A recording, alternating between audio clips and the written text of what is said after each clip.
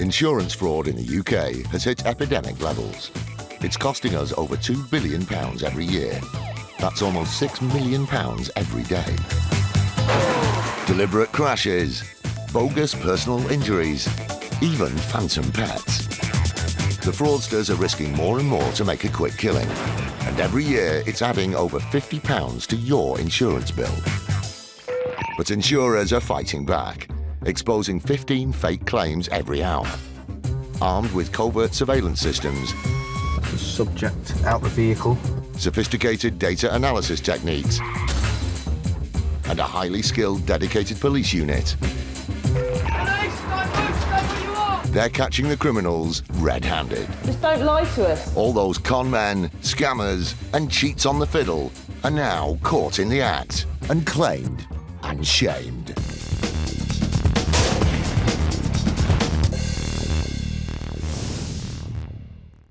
Police officers, can you come to the door, please? Today, the Insurance Fraud Enforcement Department is involved in a multiple raid. Forget about the insurance company now, it's a police matter, and I'll be dealing with it. Surveillance footage is used to catch a fraudster in the act. Mr. Dada Boy was followed into his place of work, which is where it all unravelled for him. What it is, I do quite a lot of pick up and deliver. And the staggering story of the vet who thought he could cheat the system, but lost everything. He chose a life of fraud, and he's now paying for it.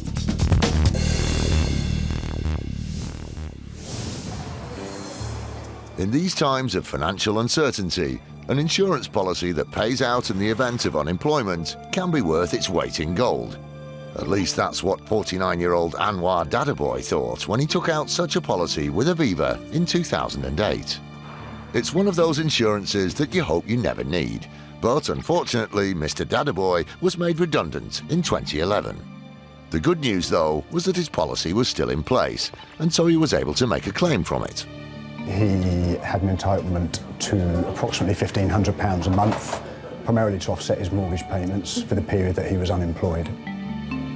Several months into the claim, one of Aviva's operatives made a routine call to Mr. Dada Boy to see how things were going. Hello? Hello, can I speak to Mr. Anoir Dada Boy, please? He's going on at the moment, so are you speaking? Is he at work? I can call back later on. Yes, he is at work. Hang on a minute, what was that, sorry? Did he just say Mr. Dada Boy was at work? Yes, he is at work. Surely there must be some kind of mistake. I thought the claim was for unemployment. What time was the best to call him back? Around 8 o'clock. Not a problem. Thank you for your time. To be told that someone claiming to be unemployed was actually at work wasn't exactly the response Aviva was expecting to hear. Clearly it would have been inappropriate to continue a conversation, but I think the explanation that he's at work was less than helpful to Mr. Dada Boy, yeah. Apparently, aware that on face value it looked as though he might be pulling a fast one, it wasn't long before Mr. Dada Boy got in touch to set the record straight. So see, what is yesterday afternoon, somebody rang about 2:15, because I was at the job centre obviously yesterday afternoon because I had an appointment and it's very tough out there still. No, that's fine. That's okay. Well, that's that cleared up then. For a moment there, it seems as though Mr. Dada Boy was one of those insurance fraudsters. But just in case Aviva had any doubts, he made sure they knew what a fine and upstanding man he really was. If I was to do like some voluntary work without any pay, how does that affect my things? Because I'm thinking, the mosque I go to, try and help them, and this because I wasn't sure if that affects anything because I'm not getting paid for it. It's voluntary work, so it's not paid work, is it? So you can do that as much as you want. Thank you very much for your help. I wasn't too sure, that's why I rang. No problem. Anything else I can help you with today, Mr. Dada Boy? Oh yes, can you pay all my mortgage off? So not only was Anoir Dada Boy a good Samaritan, but he also had a cracking sense of humour. Although as far as Aviva was concerned, this was no laughing matter.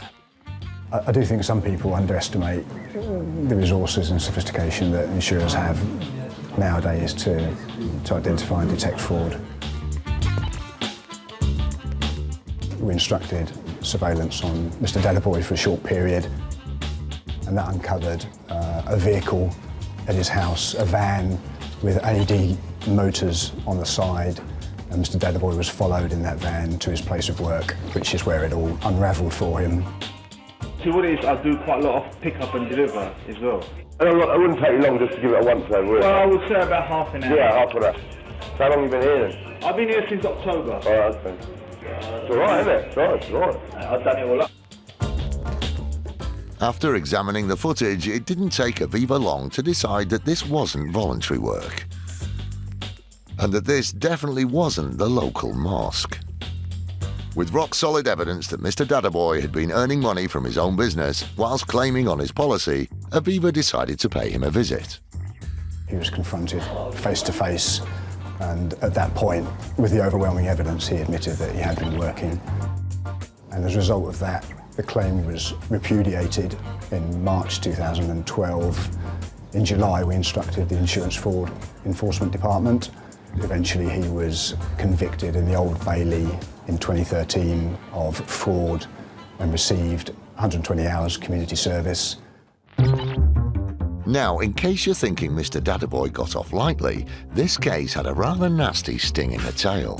He was also ordered to repay the monies that he had received under the policy and to pay legal costs, which was about £10,000 in total.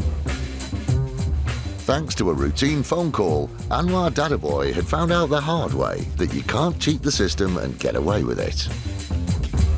But what separates him from so many other fraudsters is that he did have a genuine claim.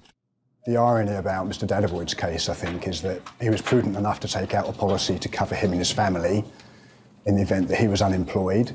He was unemployed and he had a policy to fall back on, but because of his greed and his fraudulent exaggeration of the claim, he actually forfeited all of the benefit he was entitled to, and because he's now got a conviction, is going to find it even harder to get employment in the future. So the kind of question is it worth it, really? In Anoir Dada Boy's case, the answer to that question is a definite no.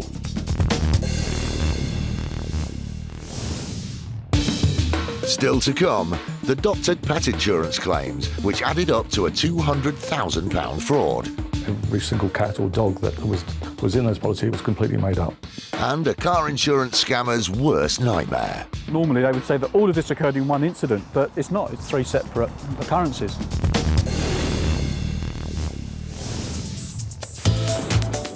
In January 2012, the police joined the fight against insurance fraud by forming an elite squad known as IFED, the Insurance Fraud Enforcement Department. I would say to anyone who's considering committing insurance fraud that now this is no longer a crime without consequence that it may have been in the past. There is a dedicated 40-strong unit known as IFED that work 24/7 hunting down insurance fraudsters. They've made over 450 arrests and have saved millions of pounds in fraudulent insurance claims, money which ultimately goes back in our pockets. From now on, fraudsters need to watch their backs. So if you're thinking about it, I suggest think again. There's every chance you'll get an IFED detective come knocking on your front door.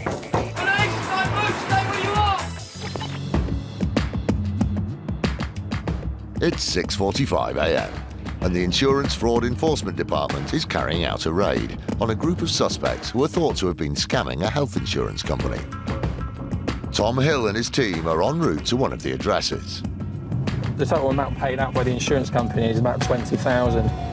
We suspect they've been doing it to other insurance companies as well, so that figure could rise. It's thought the suspects are working as a large group, and so IFED is preparing to raid 2 separate locations.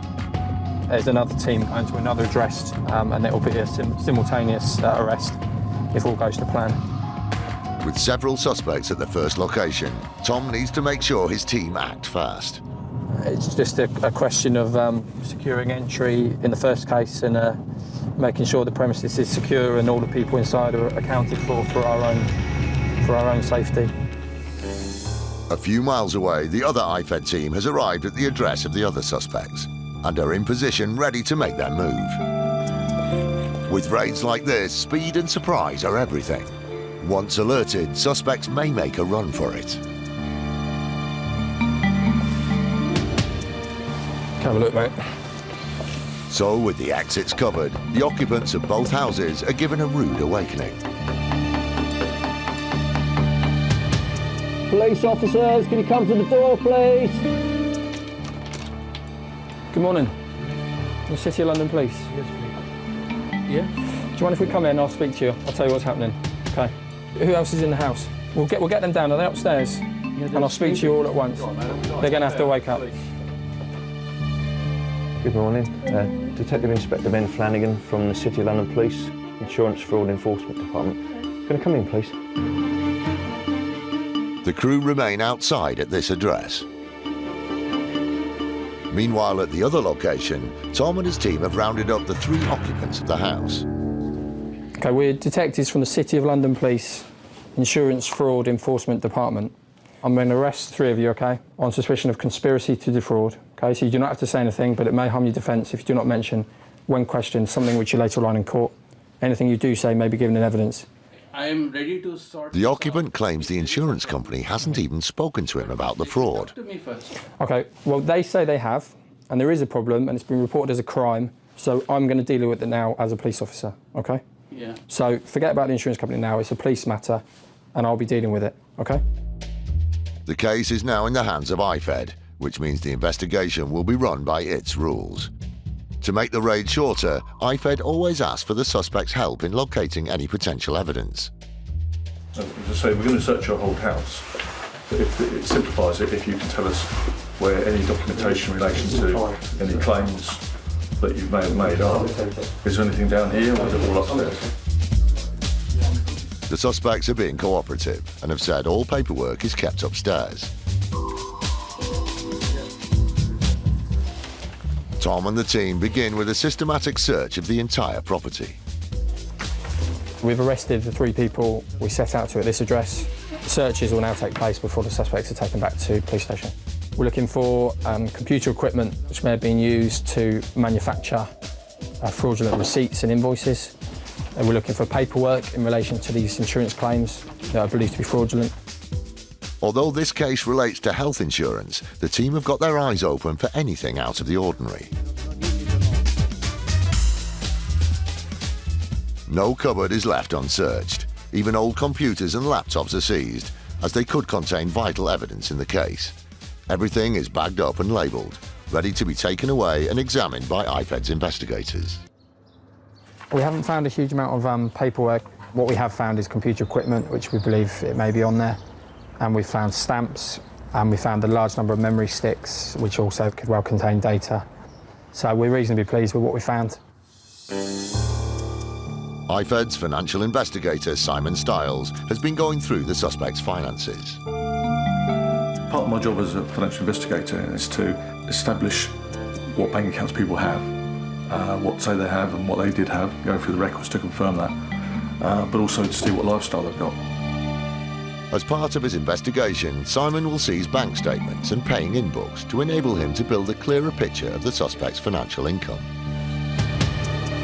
So all the time I'm totting it up to see what expenditures in the house, their outgoings and incoming, and does it make sense, or is there a gap which would possibly suggest that they're living from the proceeds of criminal activity.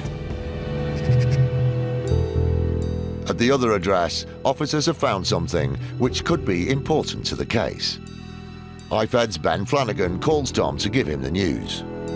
We've found details of a safety deposit box here. So I'm thinking that there may well be documents relating to this offence or cash from it in the box. If IFED want to see what's being kept here, they need to fill in more paperwork to access it. I've now got to consider whether or not we get another search warrant. So I'm just going to see who we've got available and who could draft up the warrant application, and then we'll get over to the court this morning and swear out the warrant. With the searches of both properties complete, the suspects, along with the evidence seized, are taken back to the station. But the most important thing now is that IFED get its hands on the safety deposit box, which could contain important evidence. Still to come, IFED are surprised at what they find. As you can see, it would appear that we've got items of jewellery. We'll be seizing all of this.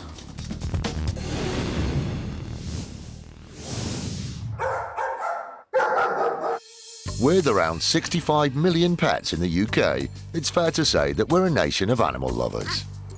But caring for your furry friend can be an expensive business, and in recent years pet insurance has soared, with policies on cats and dogs paying out over £450 million in 2012 alone. Inevitably, unscrupulous fraudsters have seen this boom as an opportunity to line their own pockets and are costing the industry millions of pounds every year.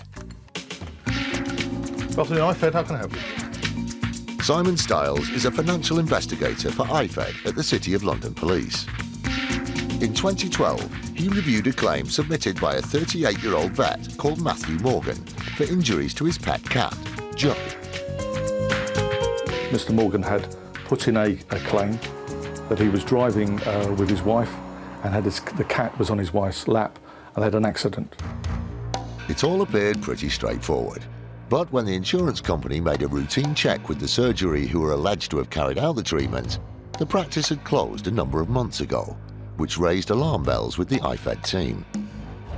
The doctor who had reportedly seen the cat at the time was actually working there, was on holiday at the time. The insurance company could smell a rat and referred the case to Simon.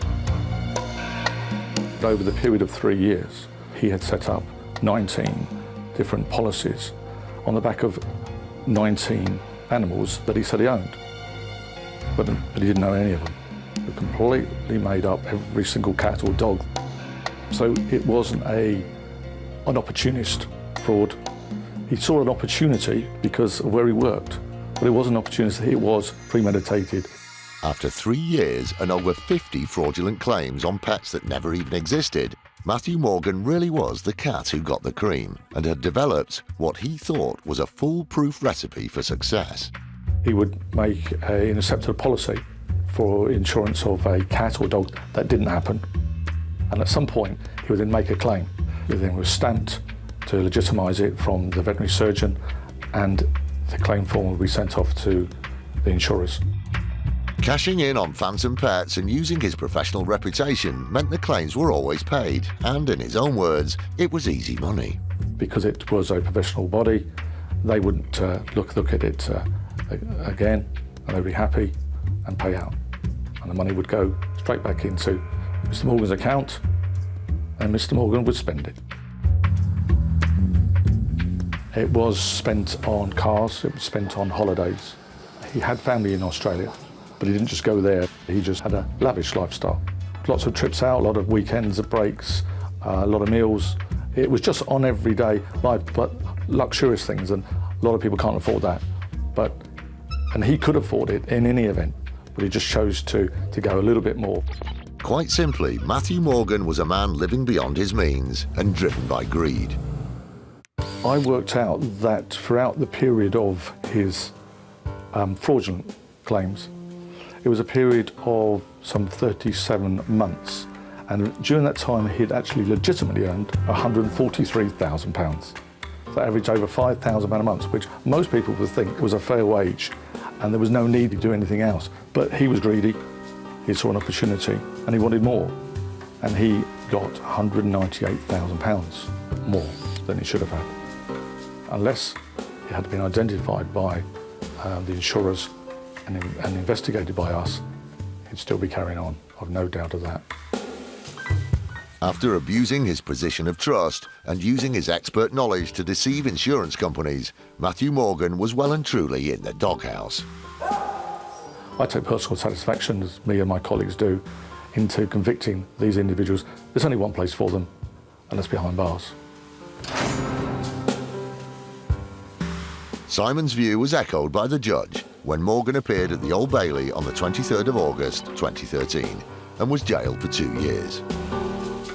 He had lost his possessions, his home and his career after being struck off the register of veterinary surgeons. Matthew Morgan had lost everything. Matthew Morgan was earning a lot of money legitimately. He had no need to commit fraud, no need whatsoever. He could have had holidays, he could have collected cars, he could have visited his family abroad. He chose a life of fraud, and he's now paying for it.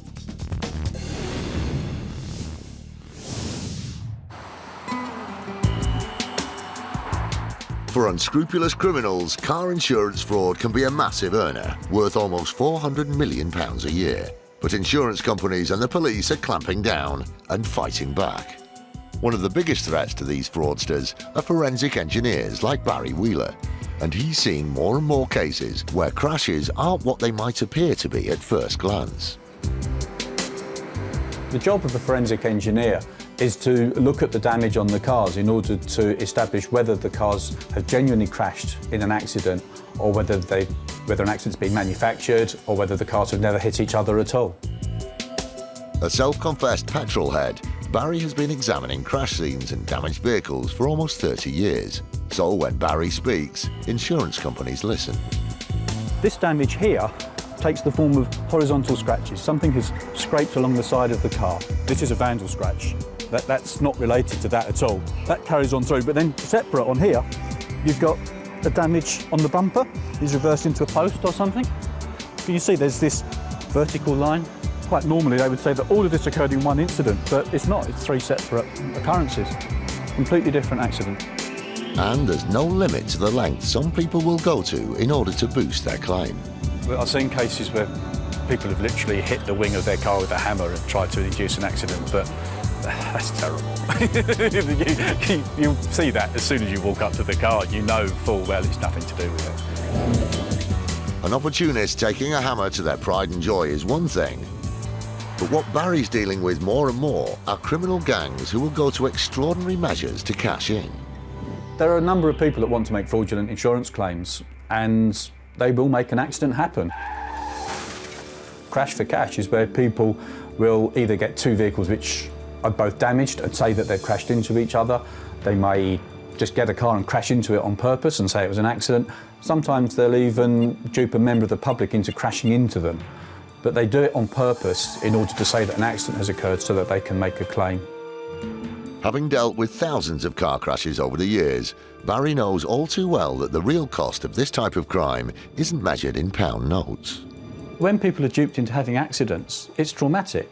Lorry drivers, they're people like you and I, they crash into a vehicle, it affects them. I mean, they may lose their job if they have too many accidents, but it's not their fault if someone's causing it. So it's not a victimless crime, there's a lot of victims involved. And of course, people are getting injured as well, genuinely getting injured.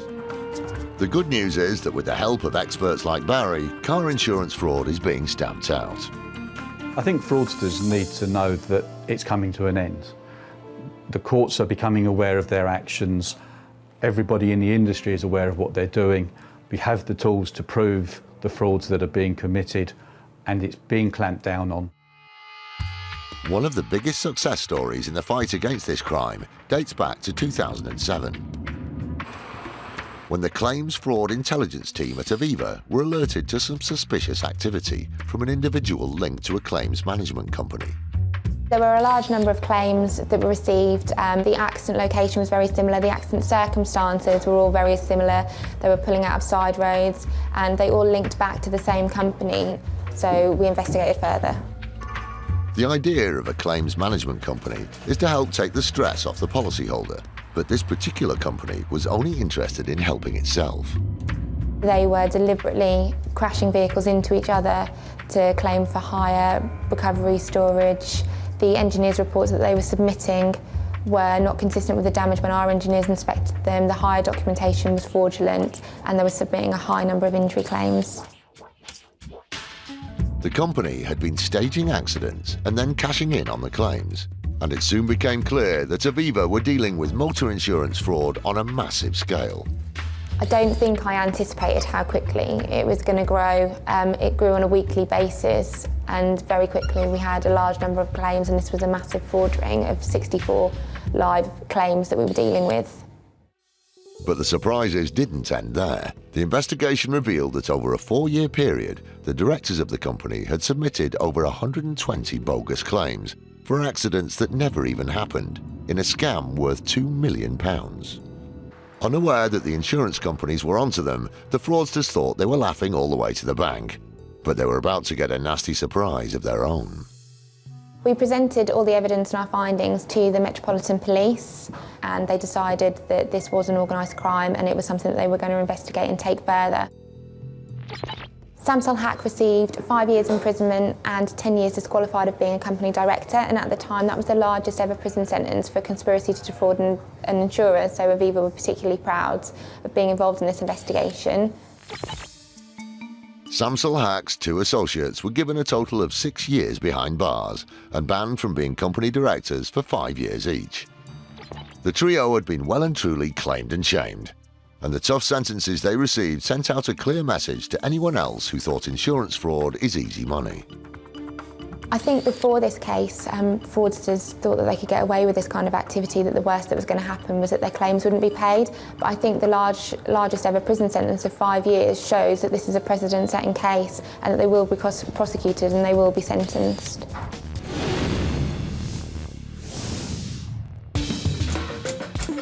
Police officers, can you come to the door, please? Who else is in the house? They're going to have to wake up. IFED has simultaneously raided 2 addresses in connection with a suspected medical insurance fraud group. There is a problem and it's been reported as a crime, so I'm going to deal with it now as a police officer, OK? So far, officers have uncovered laptops, memory sticks and several rubber stamps, all thought to be key in their investigation. The operation's gone well, although the biggest lead of the day may have come from the IFED team that raided the other property. We've found details of a safety deposit box here. There may well be documents relating to this offence in the box. The suspects have been arrested and taken to the local police station for questioning, while the IFED team apply for a warrant to access the safety deposit box. It's vital that IFED gets to it as quickly as possible, as they want to ensure that no one else tries to remove or destroy any potential evidence within it.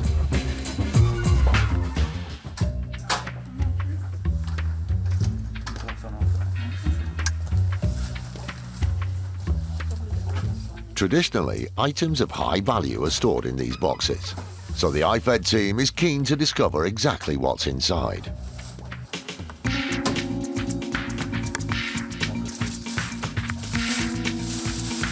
And as you can see, it would appear that we've got items of jewellery. We'll be seizing all of this. The box is packed full with jewellery, documents and other items of value, which may be evidence for the IFED investigation. I've got a cash credit invoice here for £1,800.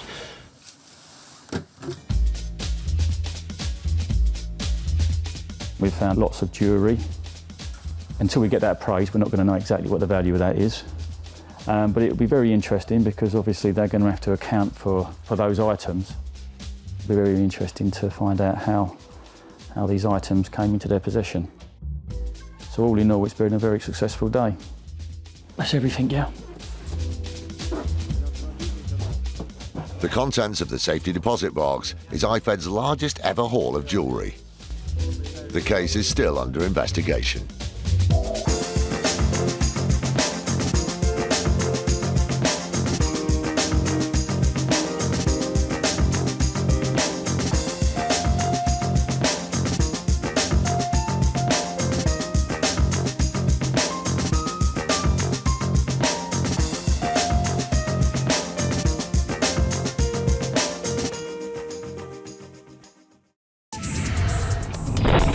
Insurance fraud in the UK has hit epidemic levels. It's costing us over £2 billion every year. That's almost £6 million every day. Deliberate crashes, bogus personal injuries, even phantom pets.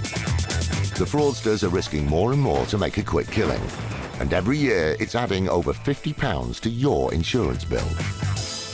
But insurers are fighting back, exposing 15 fake claims every hour. Armed with covert surveillance systems, Subject out the vehicle, sophisticated data analysis techniques, and a highly skilled, dedicated police unit,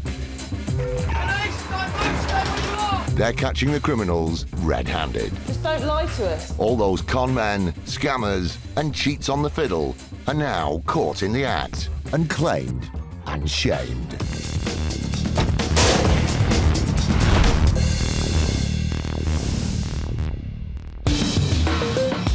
Coming up, a fraudulent cyclist takes his claim up a gear. All in all, we estimated that he would be seeking around £3 million in damages. Stop, look and listen. This woman certainly didn't. Suddenly a large object has struck you, you've fallen down. You see your life flashing before your eyes. And the police's Insurance Fraud Enforcement Department is out to catch some bad guys. Still get quite a buzz when you're sort of knocking on somebody's door and taking out the baddies.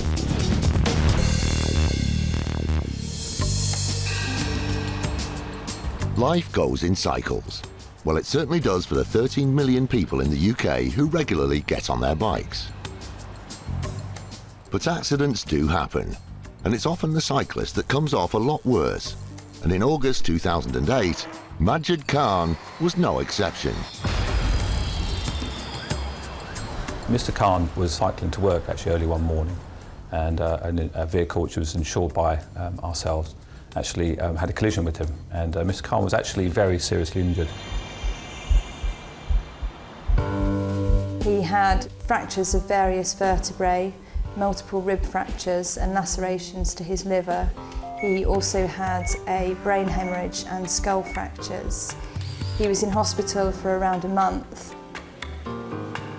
Insurance payouts on serious cycling accidents like this can be massive. And there was no doubt that Majid Khan would need financial help. An accident like this, for us, it's more about how long it takes to recover and how full the recovery actually is. Although Majid Khan had been severely injured in the accident, 9 months later he made what was thought to be a full recovery and even returned back to work. Everything was proceeding pretty normally as a claim. We were investigating it, we were working with his lawyers. We offered Majid Khan £75,000 in damages, and that offer was initially rejected. With a cash offer refused and what appeared to be a full recovery, the insurers and solicitors thought Mr. Khan had simply got back on his bike and got on with life. But 6 months later, that all changed when Majid Khan's father-in-law got in touch. He seemed to have a complete relapse. He could only recognise his wife. He was struggling with day-to-day activities. He was unable to walk down the road unaided. We were told that Mr. Khan wasn't allowed out of the house on his own because his family feared that he would just wander aimlessly. He had no sense of danger, and so he wouldn't have been able to cross roads safely. We were also told that he had no concept of money, so he wouldn't be able to go to the shop and purchase an item. He wouldn't be able to check the change. He'd forgotten how to do basic tasks like using a mobile telephone. What they were alleging was that he was so severely disabled by these injuries that he would need 24-hour care and supervision, and they were alleging that would go on for the rest of his life. Around-the-clock care would cost millions, £3 million to be exact. That's how much Mr. Khan's family claimed they needed to look after him. But it just didn't add up. We knew that this was a man who had returned to work, and all of a sudden we were being told that he couldn't work and would never work, and that he was severely disabled. With suspicions high, the insurance company decided to employ its best tactic in suspected fraudulent claims: surveillance footage. Sometimes with surveillance, you don't believe that the person you're seeing is the claimant in this action. The footage was shocking, to say the least.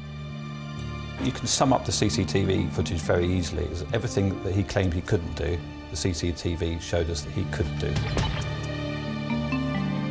The medical experts have been told that Majid Khan didn't smoke. He was seen to smoke quite a few cigarettes. They were told that he wasn't permitted out of the house on his own, yet we saw him out apparently running errands and in some cases looking after small children.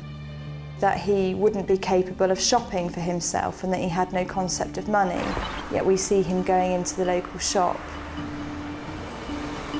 That he had forgotten how to do basic tasks such as using a mobile telephone, yet he's seen having quite a long conversation with somebody on a phone. They've been told that he couldn't communicate with anybody, and again he's seen out conversing and laughing with others. The Majid Khan on the surveillance footage was so unrecognisable from the one described on the insurance claim that even the solicitors had to double-check. We sent it to the expert who had examined Majid Khan on our behalf during the claim, and it was only once he confirmed that he recognised the man in the footage as the claimant that we were then able to think about disclosing it. To add insult to injury, the investigation also uncovered pay slips which showed Majid Khan was in full-time employment. We looked at some of his pay slips and he was working full-time. In fact, he was working overtime. He'd been peddling so many lies, the case was taken to court. The judge said that it had been a relatively sophisticated fraud, that it was a grotesque exaggeration, and that everything Majid Khan had done had been a pack of lies. Majid Khan and his father-in-law were both banged up for 9 months. We now have a family who has been split up because of their own greed. The grandfather is in prison, the father is in prison, and the mother is now at home trying to cope with a young child on her own. Unlike some unscrupulous fraudsters, Mr. Khan had genuinely suffered life-threatening injuries and was eventually paid £75,000 compensation. Mr. Khan absolutely was injured, and we paid the amount of money which we believe covered him for those injuries. The whole issue here is that he took a case where he was injured and then tried to make millions of pounds out of it. From an original offer of £75,000 for his cycling accident, Majid Khan had pumped up his claim to £3 million. But he was left deflated when he received 9 months behind bars. Once that lie had been struck, he stuck with that lie. Unfortunately, Mr. Khan is now in jail and will have 9 months to contemplate that issue. Majid Khan won't now receive the proper compensation to which he was entitled because nobody knows what the effects of the accident truly were on his life.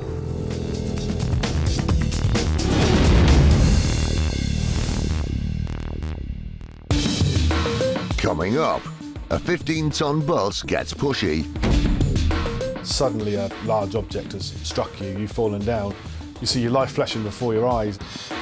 And an insurance company takes a crash-for-cash criminal to the cleaners. The evidence was so overwhelmingly strong, we felt it right to make an example of Mr. Singh.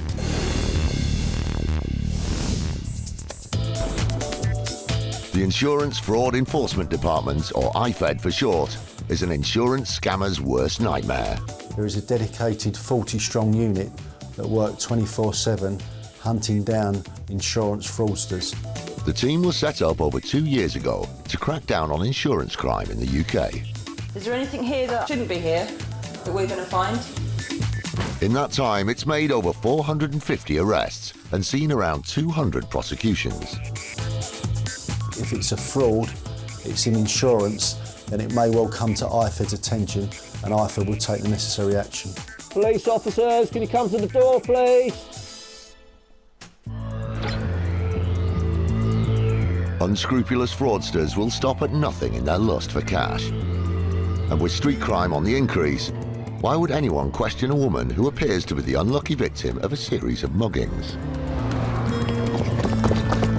Mugging can be a terrifying experience, especially for someone who's a vulnerable victim like a young lady. It can have a traumatic effect on the person that suffered it. In February 2012, Anita Debneth claimed she was mugged in Trafalgar Square. With over 15 million visitors to the capital every year, it was an unlucky but not necessarily unusual crime to be a victim of, and she immediately reported it to the police. She's lost various items, all high value, all top of the range smartphones, top of the range designer bags, top of the range purses. A month later, she was mugged again on a trip to Leeds. Apparently a mugger's magnet, her run of bad luck didn't end there, as she was the victim again 3 months later in Dublin. And then again in Kingston-upon-Thames. On each occasion, she claimed her handbag had contained more electrical gadgets than MI5. But 4 flyby fleecings just didn't add up. I would say you're very unlucky if you've been mugged once in a year. To be mugged 4 times in a year, in 4 different locations, in 2 different countries, is almost an impossibility. Anita Debner thought that if she played the victim, insurance companies would take pity on her and simply hand over £50,000 in claims. Anita Debner invented the muggings to generate some sort of, maybe some sympathy with the insurer, and also the hope that they wouldn't drill too deep into that particular offence. I think Edgy said she lost her purse on the bus or on the underground. You may have got a different response to saying that she'd actually been robbed in the street. I think that was her way of thinking that she would get an easier ride. The real mugger in this case was Anita. She claimed from 11 different insurance companies for her made-up muggings. She obviously felt that she would get the cheque sent through to her at the relevant time once the claim had been settled. Unfortunately for her, she was wrong because the insurers were sharing information. Her pattern of offending emerged, and it was that sheer volume that brought it to the attention of the insurers. And by reporting the fake crimes to help bolster her claims, Anita Debner had also robbed the police of their time. I'd take a particularly dim view of the way Anita Debner's operated. Street robbery and mugging is a serious offence which would have been treated accordingly by the relevant police force. She's quite happy to waste their time. Officers would have been allocated to investigate that robbery that never occurred. Anita Debner had travelled round Britain and Ireland carrying out what she thought was a mugging masterpiece. But her final destination was the Old Bailey. There were 12 charges of fraud by false representation, to which she pleaded guilty to each one, and the judge sentenced her to 2 years, 3 months custodial sentence. Anita Debner thought she could mug the insurers of £50,000, but she was the real loser. And for her lies and deception, she ended up with a long stretch behind bars. I'm pleased with this particular sentence because I believe it sends out a message that insurance fraud isn't a victimless crime, and it also isn't a crime without consequence.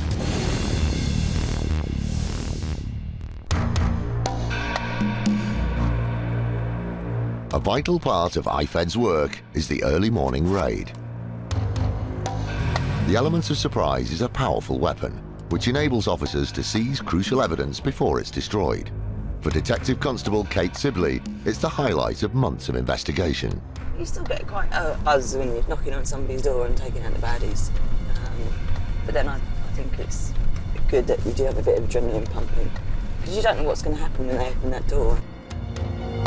This morning, Kate is on a double raid.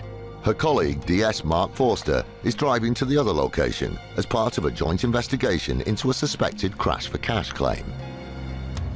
The actual collision has been staged, and effectively one car has been driven into another car.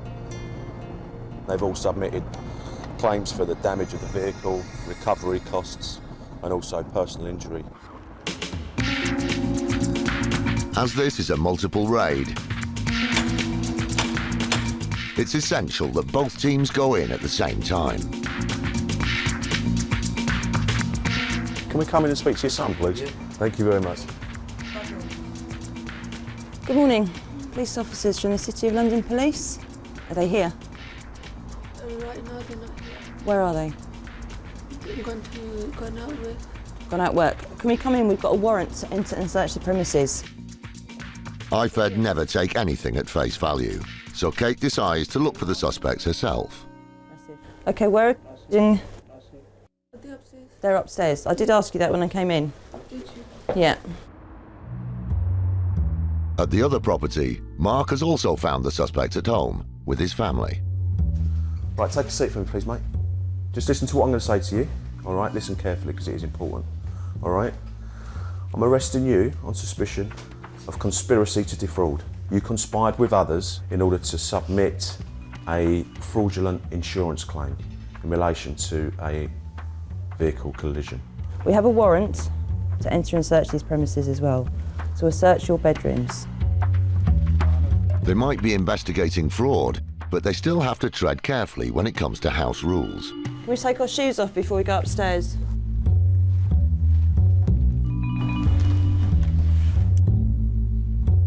Upstairs, Kate's looking for any computer equipment that may have been used in the alleged fraud. I've seizing a laptop that I found and a mobile phone so far, but I've still got all this to do.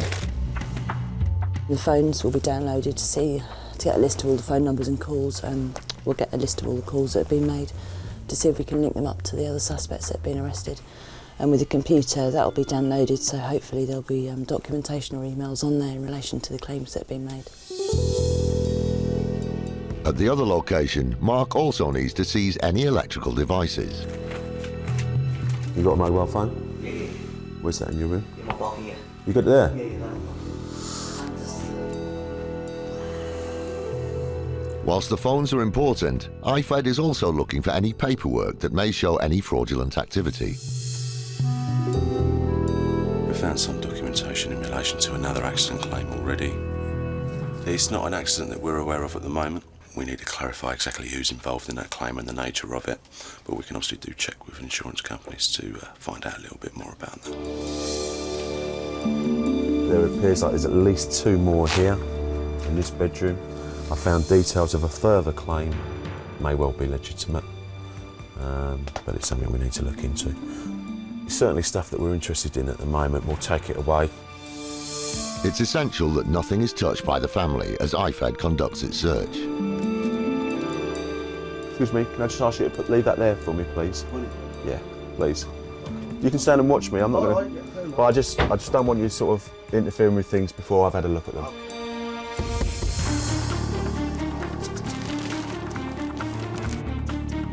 Any unusually expensive insurance documents are also seized. This particular insurance quotation we've got here is in relation to when the guy downstairs purchased them, and his insurance just for 1 year was in excess of £1,000 by anyone's standards. Paying out over £1,000 just for an insurance premium seems quite excessive. It seems the paperwork in the house is raising a number of questions. We've got 2 separate letters here which are addressed to this particular address. However, they're in a different name, and the name, the male's name listed on both of these 2 letters, as far as we're aware, doesn't reside here. But we'll obviously take these away, make some more inquiries and interview the suspect downstairs as to who this particular individual is.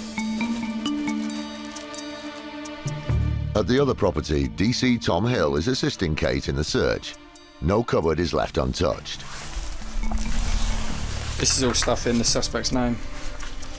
So obviously I'm searching a bit more closely through it all, because it's not his bedroom, but he seems to use this as a, maybe to store his documents. With all the evidence seized, bagged and removed from the property, Kate reflects on the morning's results. We've done a search, we've seized computers, thumb drives, mobile telephones, the stuff we wanted to seize, and then we'll get that downloaded and examined, and hopefully we'll get some evidence of that. And now they've been arrested, they're going back to the police station where we'll interview them, and they'll probably be bailed later on today.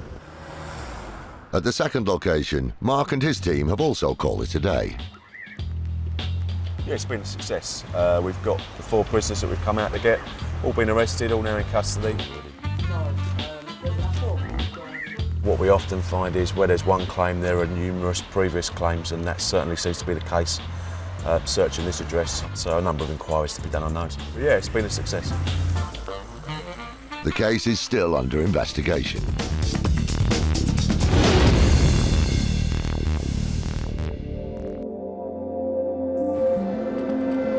First Group transport over 2 million passengers every day. Each double-decker weighs in at a whopping 15 tons of steel. Not something you really want to have a run-in with. But if you are bashed by a bus, your case may well end up on Lee Ingram's desk. The lady alleged that she was walking along the path. She's looked to the left, looked to the right. There's nothing coming, so she's decided to cross the road. As she decided to cross the road, a bus has come out of nowhere, struck her. According to her, she was thrown to the pavement very hard. Her bag and her contents hit the floor and spilled everywhere. Even though the bus was travelling at low speed, the impact shocked the passengers on board.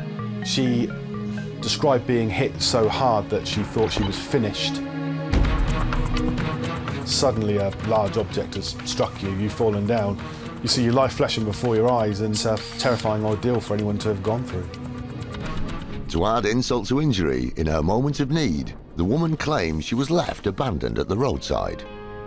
She's alleging that no one offered her any help. She couldn't get home, she didn't have any taxi fare. The fact that no one offered her assistance or even offered to call her an ambulance, get her off the floor, yeah, a very sad indictment of society nowadays.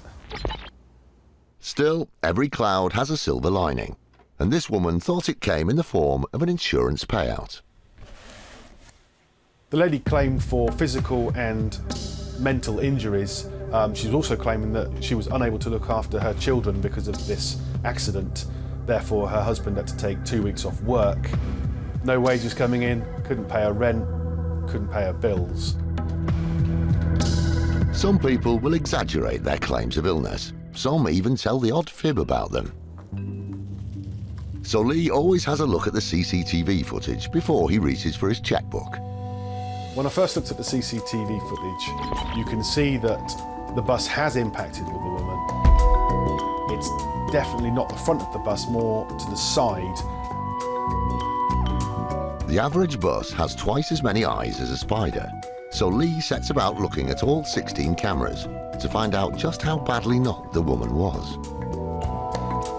When you look at the second camera, it shows that the incident isn't as serious as she's described. She hasn't actually fallen over at all. It was her handbag that's actually hit the floor.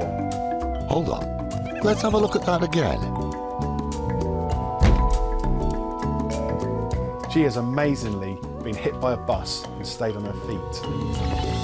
The woman thought she was on a ticket to ride, but the only part of her that was left sprawled on the floor was her handbag.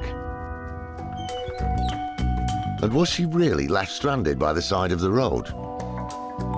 When we reviewed all of our evidence, including the CCTV footage, we were quite happy that the circumstances she described just weren't right.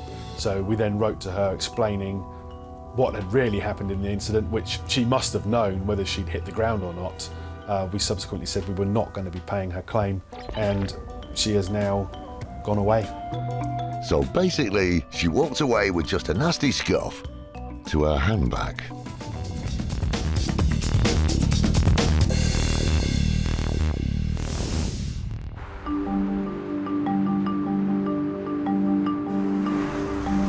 With insurance fraud reaching critically high levels, the Insurance Fraud Bureau was created 8 years ago to clamp down on organised insurance fraud and protect innocent customers.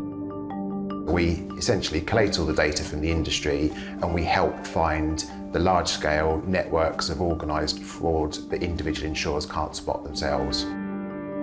Its biggest headache is crash for cash cases, where scammers either cause accidents or just pretend they've been involved in one. And more often than not, it isn't just the insurance companies who are the victims.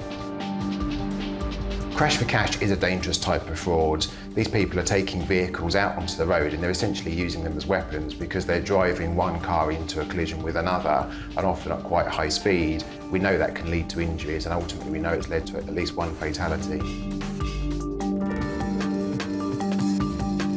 With around 70,000 personal injury claims linked to crash for cash, insurers like LV are always suspicious when these types of claims are made. Just like the one from Mr. Michael Singh. It was alleged that the claimant was driving along a main road when our policyholder came out of a side road into his path and a collision occurred, injuring not just the occupants in his vehicle but also occupants in our vehicle. Multiple whiplash injuries, an awful lot of expense in terms of vehicle damage, totalling in excess of £100,000.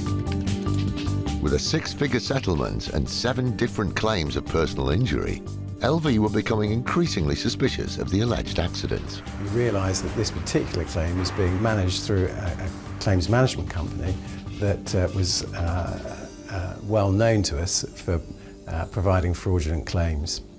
Incredibly, some people will damage their own car to make it look like an accident. And after a forensic engineer had looked at Mr. Singh's car, it was obvious there was no side-on smash. What it was consistent was to a raking impact, potentially down the side of a wall, which alerted our suspicions to the fact that this car could easily have been deliberately damaged to portray having been involved in an accident. There was also no police report, and the insurance policy had been taken out just days before the smash, so LV decided they weren't going to pay out. However, he didn't let it lie and decided to pursue the claim further, and with the help of his lawyers issued proceedings against our customer for his injuries and the damage to his vehicle. Mr. Singh had more front than Blackpool. Not happy that his fraudulent claim had been turned down, he decided to take LV to court for the money. With such strong evidence in the insurer's favour, the case was thrown out, but LV didn't want to leave it there. On this occasion, the evidence was so overwhelmingly strong, we felt it right to make an example of Mr. Singh, not just to him and his relatives and those involved in the accident management company, but also to the wider population. So we decided to bring our own proceedings through the civil courts to prosecute Mr. Singh for contempt. He was given a custodial sentence of 8 months. Mr. Singh spent 8 months in prison for lying about his scamming in court. Cases like these are crucial in the clampdown on crash for cash, which is financially crippling the industry. The industry estimate that crash for cash scams in total cost about £400 million a year, and that cost is ultimately passed on to all of us, you and I, who pay insurance premiums. Often seen as a crime without time, cases like the LV one are helping the IFB in their fight against crash for cash criminals. Insurance fraud has probably been historically seen as an easy target, so if anybody thinks they can still do this and get away with it, my message is you can't.